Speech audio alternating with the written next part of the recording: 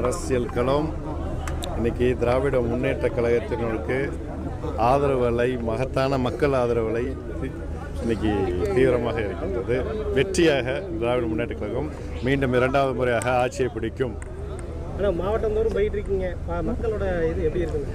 மக்கள் மனநிலை தெளிவாக இருக்கின்றார்கள். அடுத்து நம்மளுடைய தளபதி அவர்கள் தான் மீண்டும் முதலமைச்சராக வர வேண்டும். ரெண்டு கூட்டணி, அதில் நம்மளோட தளபதி அவர்கள் தலைமையில் திராவிட முன்னேற்ற கழகத்தினுடைய தலைமையிலான கூட்டணி மிக வலிமையான கூட்டணி. 2021 அதே கூட்டணி இருந்தது. மிகப்பெரிய வெற்றியை தமிழ்நாட்டு மக்கள் அழைத்து தளபதி அவர்களை முதலாக தமிழ்நாட்டின் முதலமைச்சர் அரியணையில் அமர்த்தினார்கள். இன்னைக்கு இன்னொரு பக்கம் ஒரு கூட்டணி இருக்கு. அந்த கூட்டணி பேரிலேயே ஒரு குழப்பமான ஒரு சூழ்நிலை, தெளிவில்லை. சொல்ல போனா அதிமுக கூட்டணி தான் வச்சிருக்கணும், ஆனால் என்டிஏ அதிமுக தலைமையிலான என்டிஏ கூட்டணி வச்சிருக்காங்க. கண்ட்ரோல் ஃபுல்லா அவங்க கையில கிடையாது, அது டெல்லியில இருந்த கண்ட்ரோல். ஆக இன்னைக்கு இன்னைக்கு இன்னைக்கு இன்னைக்கு காலகட்டம் வரைக்கும், இந்த நொடி வரைக்கும் அவங்க அந்த கூட்டணி எப்படியாவது வெற்றி பெறணும்னு தான் நினைக்கிறாங்க. அவங்களுக்கு எந்த கான்பிடன்ஸும் இல்லை. இன்னமும் கூட்டணியை தேடிக்கிட்டு தான் இருக்கிறாங்க. அரசியல் களமே பார்க்காத ஒரு கட்சியோட இன்னைக்கு காலில் போய் விடக்கூடிய ஒரு சூழ்நிலையில தான் அந்த கூட்டணி இருக்கின்றது. இன்னைக்கு தமிழ்நாடு மக்கள் தெளிவான முடிவெடுத்து விட்டார்கள். உங்களுக்கு நல்லாவே தெரியும், நாங்கள் ஐயா அவர்களும் நாங்களும் ஏன் திராவிட முன்னேற்ற கழகத்தில் இணைந்தோம். 40-50 ஆண்டு காலமாக இருந்தோம், உண்மையாக உழைத்தோம், விசுவாசமாக இருந்தோம் அம்மா அவர்களுக்கு. ஆனால் அம்மா அவர்களுக்கு யார் விசுவாசமாக இருந்தாரோ கட்சிக்கு அவர் ஒருத்தர் மட்டும்தான், அந்த பழனிசாமி ஒருத்தர் மட்டும்தான் உட்காரணும், தலைமையில் உட்காரணும் என்று ஒரு சுயநல போக்கோடு ஒரு தனி நபரால் இன்னைக்கு அந்த கட்சி அடுப்பாளத்திற்கு சென்று கொண்டிருக்கின்றது.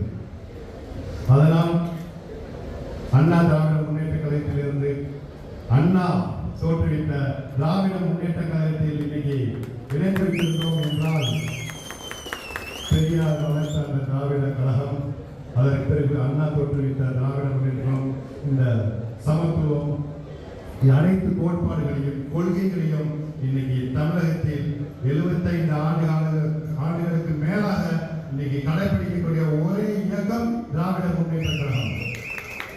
எந்த கொள்கை கோட்பாடுகளையும் விட்டுக் கொடுக்காமல் அதனுடைய கொள்கைகளில் உறுதியாக இருக்கின்ற இன்னைக்கு வாழ்கின்ற தலைவராக நம்முடைய முதலமைச்சர் தளபதி அவர்கள் இங்கே திகழ்ந்து கொண்டிருக்கிறார்.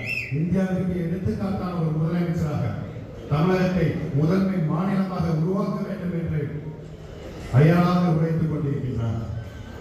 ஓய்வு என்பதே கிடையாது. கலைஞர் அவர்கள் ஒரு தடவை சொல்லியிருக்கின்றார், சன்னுக்கு 7 சண்டே.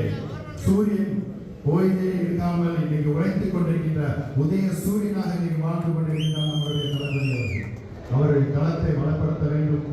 இந்த தேர்தலில் 200க்கும் மேற்பட்ட இடங்களில் திராவிட முன்னேற்ற கழகம் வெற்றி பெறுவது உறுதி. அதுவும் தூத்துக்குடி மாவட்டத்தில் அறிஞர் அனிதா ராதாகிருஷ்ணன் அவர்கள் தலைமையில் இந்த நம்மளுடைய மண்டல செயலாளர் அருமை அக்கா கனிமொழி அவர்கள் இங்கே மண்டல பொறுப்பாளராக இருக்கின்றார். அவர்களுடைய தலைமையில் இந்த மாவட்டத்தில் இருக்கின்ற அனைத்து தொகுதிகளிலும் நீங்கள் அனைவரும் கூட்டணி கண்டுஞ்சாமல் இப்ப நேற்று அனௌன்ஸ் பண்றாங்க. ஏப்ரல் 23 என்பது நான் நேற்று ஒரு முக்கியமான ஆள்தான் கேட்டேன். அன்னைக்கு நடக்கக்கூடிய அந்த டேட் நம்மளுடைய தளபதி நம்ம தளபதியார் அவர்களுக்கு மிகச்சிறந்த ஒரு நாளாக இருக்கின்றது. நிச்சயமாக அவர் மீண்டும் தமிழகத்தின் 2வது துறையாக முதலமைச்சராகி 2.0 திராவிட மண்டல ஆட்சியை நமது மக்களுக்காக மேன்மேலும் திட்டங்களை இந்த மக்களுக்காக செய்து தருவார். அதற்கு உங்களுடைய ஆதரவை, அவருடைய கருத்தை வலுப்படுத்த வேண்டும். நீங்கள் அனைவரும் தலைவருக்கு கை காட்டுகின்ற அந்த வேட்பாளரை மகத்தான வெற்றியை நீங்கள் தேடி தர வேண்டும் என்று உங்கள் பாதத்தோடு கேட்டுக்கொண்டு வாய்ப்புக்கு நன்றி கூறி விடைபெறுகிறேன்.